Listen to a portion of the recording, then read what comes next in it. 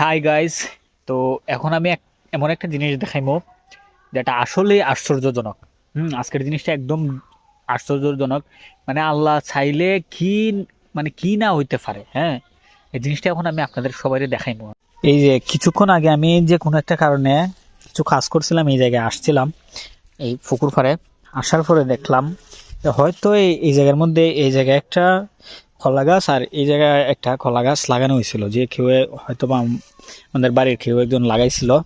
তো আমি একটা জিনিস লক্ষ্য করলাম, দেখেন এই কলা গাছটা কিন্তু আর বড় হইছে না।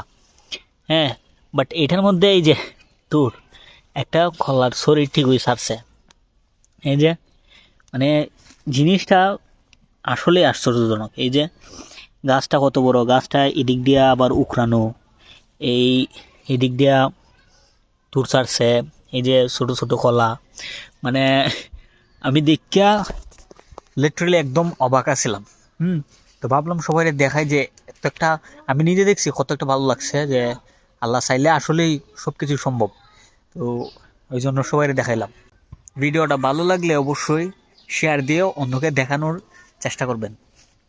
হ্যাঁ, মানে আসলে এই জিনিসটা আশ্চর্যজনক। হ্যাঁ, সম্ভব হয় যে কোনো কিছু যদি আল্লাহ চায় তাহলে সম্ভব হয়। ওকে ভাই।